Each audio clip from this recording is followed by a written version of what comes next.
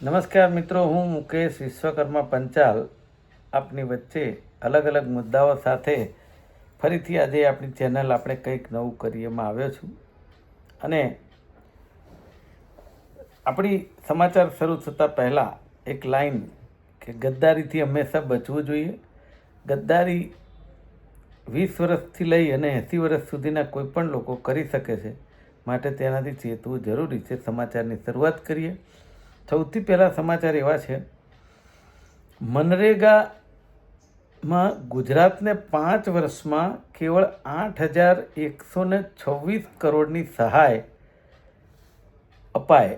અને વિધિની વિચિત્રતા જુઓ કે મનરેગા યોજનાનું નામ વીબી ગ્રામજી રાષ્ટ્રપતિએ મંજૂરી આપી દીધી છે. જે નામ મનરેગાનું હતું તે બદલી અને આજે રાખવામાં આવ્યું, એને મંજૂરી રાષ્ટ્રપતિએ આપી દીધી છે.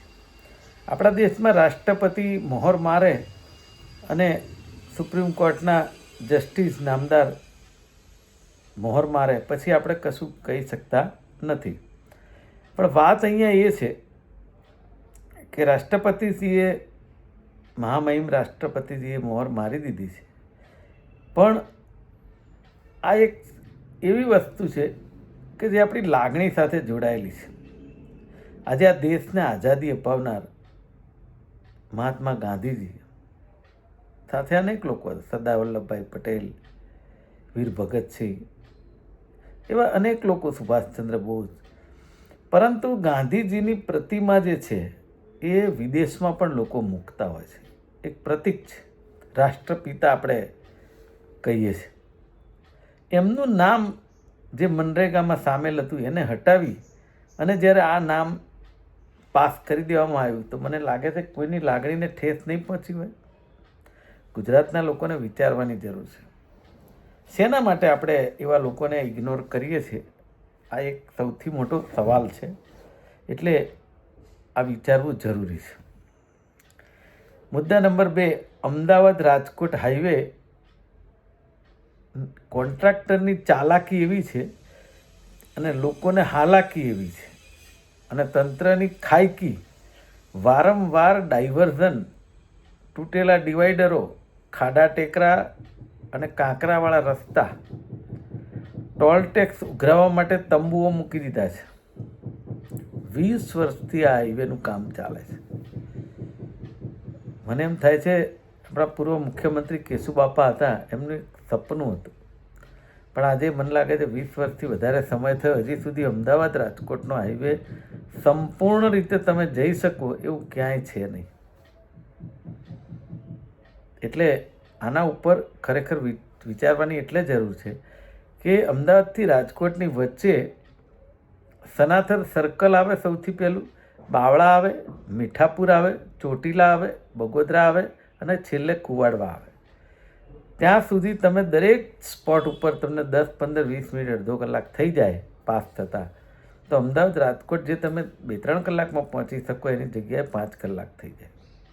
તો શું સરકારશ્રીનું ધ્યાન નહીં હોય? કારણ કે સરકારશ્રીના દરેક જે ધારાસભ્યો કે જે કોઈ મંત્રીઓ હોય, આ બધા હેલિકોપ્ટરમાં ને એમાં ફરતા હોય, મોટી મોટી ગાડીઓમાં, એમને ખાડા ના આવે. તો મારી દ્રષ્ટિએ એ લોકોએ વિચારવાની જરૂર છે કે આપણને જે લોકોએ ચૂંટ્યા છે, જે મતદારોએ, એના માટે આપણે કામ કરીએ છીએ, તો શું આ ધ્યાન આપવું જરૂરી નથી? એમની જે નાની નાની ગાડીઓ હોય એને જ પ્રોબ્લેમ થાય તો એ મતદારોના પૈસા જાય છે, એમનેમ નથી થતું. એટલે ખાસ એ જરૂરી છે વિચારવું. બીજી વાત એવી છે કે રેલવેના ભાડા લગભગ 35 રૂપિયા સુધી વધારવામાં આવ્યા છે, મોંઘવારીને ધ્યાનમાં લઈને. પરંતુ હું એવું માનું છું કે સામાન્ય કક્ષાના જે પેસેન્જરો હોય છે એના માટે ભાડા ન વધે તો વધારે સારું, કારણ કે ઘણા લોકો અપડાઉન કરતા હોય અને જે સામાન્ય માણસો પ્રવાસ કરતા હોય છે, ના છૂટકે કરવો પડતો હોય, એવા લોકોના ભાડા જો ન વધે તો વધારે સારું. બાકી તો સરકારના જે ધારાધોરણો એ પ્રમાણે વધારે, એ એમનો વિષય છે. ચોથો મુદ્દો છે, ચારે તરફ ચોરી, લૂંટફાટ, મારામારી, નિયમોની એસી તેસી, અને એને કારણે આજે શિયાળાનો ટાઈમ છે, ઠંડીની મોસમ છે, અનેક જગ્યાએ ચોરી લૂંટફાટ ખૂબ વધી ગઈ છે. કાયદો અને વ્યવસ્થામાં હાઈવે રોડ હોય, મોટા રોડ હોય, એના ઉપર જો બારણા તૂટી જતા હોય અને ચોરીઓ થતી હોય તો મને એમ લાગે છે કે ખરેખર હવે પોલીસે પેટ્રોલિંગ વધારવાની જરૂર છે, આના ઉપર ધ્યાન આપવાની જરૂર છે. અને જે રીતે કાયદાની એસી કરી રહ્યા છે એ બતાવે છે કે આપણું એક ગુજરાતમાં ચેરિટી કમિશનર શ્રી એક ચેરિટી ઓફિસ છે, એની અંદર પણ જે નિયમો છે એને નેવે મૂકી અને કેટલાય ટ્રસ્ટો વહીવટ કરી રહ્યા છે, ટ્રસ્ટોની જમીન લેવડ દેવડ કરી રહ્યા છે. એ જમીનોની લેવડ દેવડમાં ખાતાકીય મિસ્ટેકો કરી રહ્યા છે, પોતાના ખાતામાંથી ટ્રસ્ટના ખાતામાં, ટ્રસ્ટના ખાતામાં પોતાના ખાતામાં. આવા ટ્રસ્ટીઓને જેલ ભેગા કરવા જોઈએ તપાસ કરીને. પણ ચેરિટી કમિશનરની ઓફિસમાં એક કાગળ હોય એને ચાલતા પણ 2 મહિના લાગે. તો એના માટે જે કંઈ ભરતી પ્રક્રિયા હોય એ પણ કરવી જોઈએ અને આદેશ આપવા જોઈએ કે ચેરિટી કમિશનરમાં ઓફિસમાં આટલું ધીમું કામ કેમ, કારણ શું? કારણ કે એ જે ધીમું કામ થઈ રહ્યું છે એના કારણે જે તે ટ્રસ્ટી હોય, ટ્રસ્ટોના એ લોકો પોતાની જે મલિન ઈરાદાવાળી જે કામકાજ કરવાની પદ્ધતિ છે એમાં એ લોકો સફળ થાય છે અને ખરેખર ન્યાયિક લોકો અને જે સભાસદો હોય એ લોકોને ખૂબ મોટો અન્યાય થઈ રહ્યો છે, ખૂબ મોટા રૂપિયાનું નુકસાન થઈ રહ્યું છે. એવા સંજોગોમાં હું સરકારશ્રીને અને જે તે વિભાગને વિનંતી કરવા માગું છું કે ખરેખર આની અંદર ઘટતું કરવું જોઈએ અને ચેરિટી કમિશનરની ઓફિસમાં સ્ટાફ પણ વધારવો જોઈએ અને યોગ્ય ન્યાય મળે એ રીતે પગલાં લેવા જોઈએ. કારણ કે નહીંતર સરકારના